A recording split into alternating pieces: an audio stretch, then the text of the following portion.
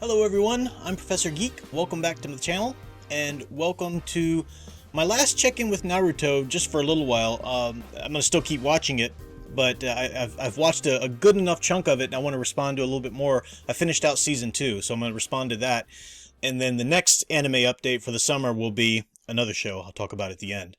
But I'll come back to Naruto as I'll continue to watch that.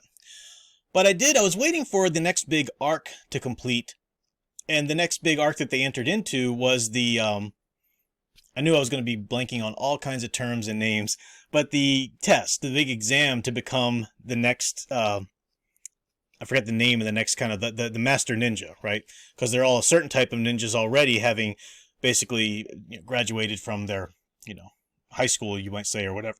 But, or middle school, I don't know, how would you equate that? But they need to take this exam to be considered the next type of ninja. And it's a very rare thing that rookies, like Naruto, Sakura, and Sasuke, would be allowed to take this exam. It hasn't happened in a long time. This is something that people train many, many years for at their level before they actually take this exam and even, hopefully pass it to become to the next level. But it's granted for Naruto and his two, but as well as two other teams of rookies. So we've got 9 rookies that are entering the exam this year. It hasn't happened in so long, and it's a big deal.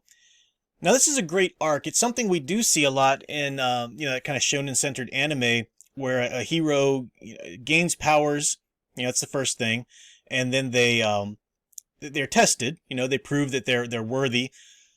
So they do overcome a challenge, a pretty big challenge at first, but then they do have to have a pretty big competition-like test to really test themselves against other characters. And from a storytelling perspective, this helps us learn more about other characters and flesh out the universe. And that's what Season 2 of Naruto did beautifully. I was waiting for the exam to completely be finished, but Season 2 actually ends as they finish up the preliminaries right before the third and final stage of the exam. So the exam's not over yet, but I didn't know how long, because these episodes really like to stretch things out, which I know because of the anime catching up with the manga and all of that, but I wasn't going to wait and go into Season 3. Who knows how long it would take to actually finish out this third event. So I figured I'd go ahead and comment at the end of Season 2. We have 3 things that they had to do. They had to take that exam, which was really cool. And then the survival thing in the Forest of Death, I think it was called.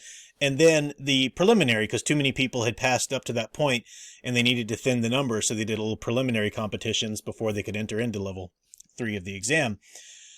Some great things about this. I've finally gotten to the point where I really do feel invested in Naruto. I really do root for him. I've seen him grow as a character, stronger as a ninja.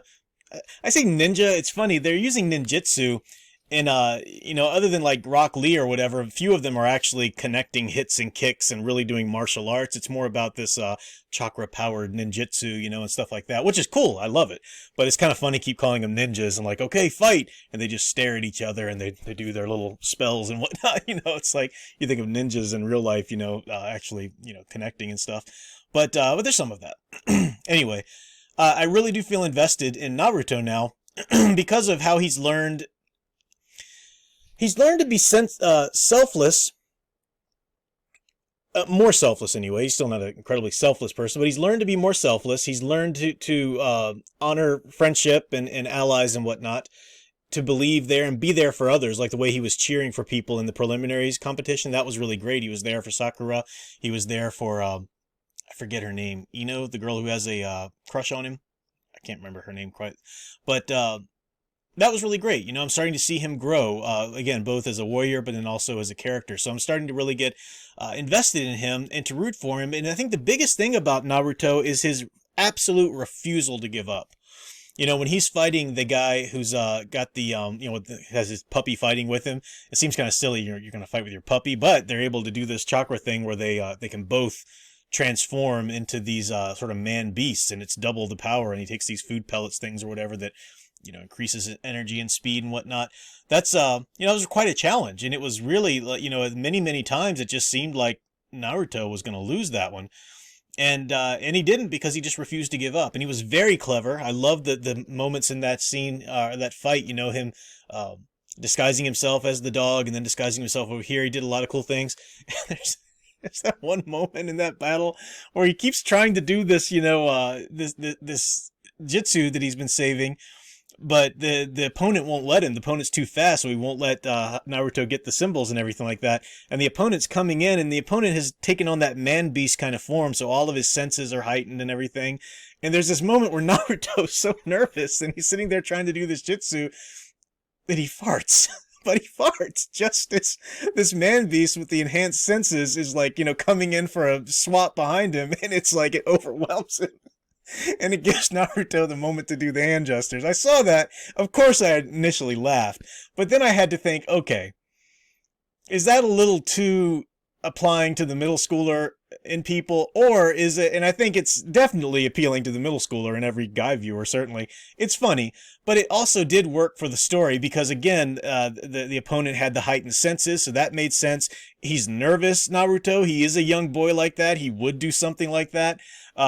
And it actually worked in his favor. But his refusal to give up, no matter how much of a beating he takes, I will not lose, I will achieve my dream. And his dream at this point is a little bit selfish. He wants to be Hokage of the village so that the village will respect him. And it's not selfish like you're a bad person. It comes from him being horribly treated all of his life, and he wants the village's respect. But as he grows as a hero, I fully do expect him to start to realize that if he sticks with that dream, he'll want to do it so that he can do some good, or take on certain responsibilities and whatnot. And I see him on that road of progression, which is great. Sakura, I really saw her, and she fights her rival. I forget her name, but the blonde girl. Sakura, in the forest when they're going against the sound ninjas, when she cuts her hair, that's very symbolic, and it's loaded with even more semblance because or significance because we get the little flashbacks where Sasuke liked girls with long hair, and Sakura's really growing up at that point, and there is sort of a symbolism. There's a if she were a male, it'd be the metaphorical circumcision or attempt at castration. There's always when a male character goes up against a tyrannical father figure or tyrannical figure, there's an attempt at sort of a symbolic castration. And the young male hero has to survive that to assert his own dominance as a hero. I saw that with Sakura there, is that other sound ninja woman's holding her hair up and like, you can't get away, and Sakura just takes it and cuts her hair off. That was great. But then we really got to see again more of the importance in how she can control her chakra so well in the battle with her rival there. That was quite good. We're starting to flesh out other characters really well. We get the big baddie, the big villain there. I forget his name, but the guy who possesses the snakes and whatnot. That dude is creepy, especially when he was pretending to be that woman and with the tongue and everything. That was so creepy. We got to see Sasuke really, kick butt again with his Hokage, with his what's it called, the ninjutsu that he has there, the power, the same one that Kakashi Sensei has. But really got to see, Naruto go into it with the power of the nine-tailed fox within him again. That's really cool. I'd like to see him harness that more and become that, and I think it's going to happen. So the team, you get to see them fleshed out, but you also get to see the allies, other characters, other people that they're going in with. That scene in the forest where they were all, in different teams were trying to help Sakura protect Naruto and Sasuke because they were out at that point. That was wonderful. Got to really get to know some other characters, got to care about some other characters, got to learn who your bad guys are. Those desert ninjas, the desert sand ninjas. These guys are horrible. I loved Rock Lee. What a great character. And he had such a sad end there in season 2. I'm sure he'll come back. I'm sure things are going to happen there. But, man, you could not help but to root for Rock Lee, as ridiculous as he looks. Not having any magical ninjutsu or anything, really just having to focus on, hand-to-hand combat. That's what a great character, and he really went for it in the end there. It was quite nice. We got to learn a little bit more about the senseis themselves. We knew Kakashi Sensei, and I forget the other sensei that kind of raised Naruto, but we got to know Guy, Rock Lee's sensei, Kurenai, I think her name is, and then the guy who's always smoking the cigarette. Got to know a little bit more about them. I'm trying to think about all the good stuff before I get to, one or two problems that I thought, were there. Not a big deal.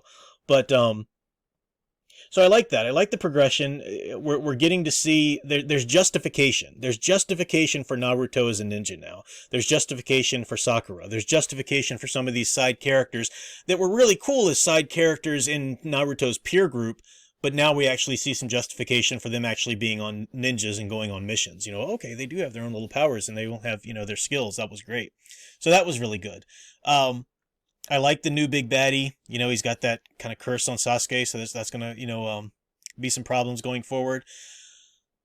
One of the issues I had with it was, and it's in my, like, I can suspend disbelief kind of around it, but when the rookies, it's 9 rookies going into this test this year, and that's rare. It's never, I don't know if it's ever happened, this many of them, but it hadn't happened in a long time that any rookies were let into this.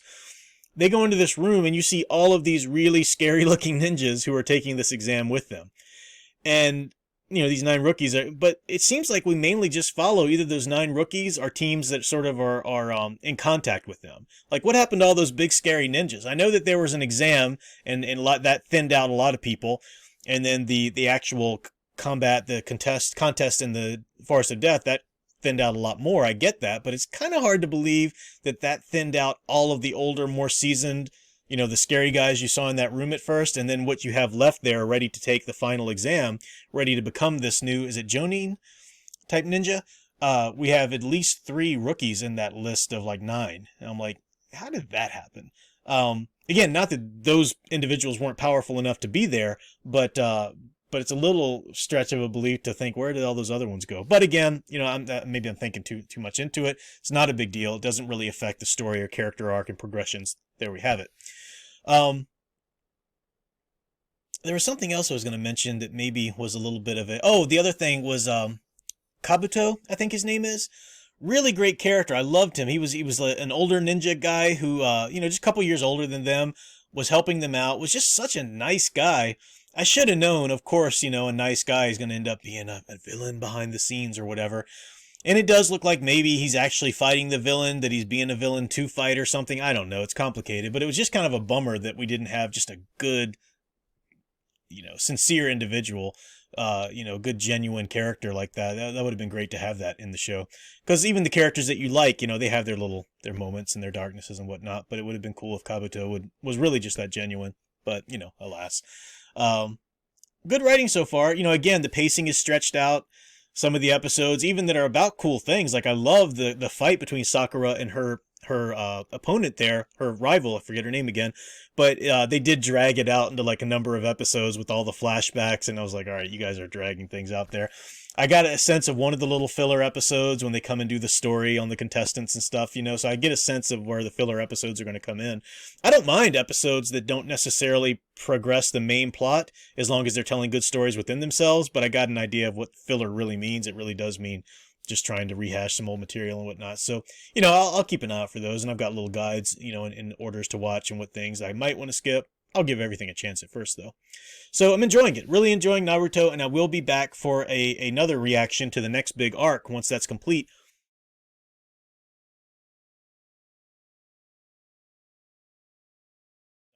I am going to keep on watching Naruto, and like I said, I might rehash some old reviews or go back and revisit some things like Chronicles of Arslan or My Hero Academia, Standalone Complex, that kind of stuff, and Cowboy Bebop, and come back with some of that. But yeah, so more to come through the summer of anime content. I'm just going to intersperse it through my other videos. But thanks for watching. Thanks for hearing me prattle on. Hopefully, again, it's fun for you to relive that in front of, you know, with somebody else who's watching it for the first time, and maybe see a couple little things that I pulled out, you know, story-wise that maybe you hadn't thought of. But that's all for now. Thanks for watching. Until next time, keep enjoying and digging deeper into the hero stories you love.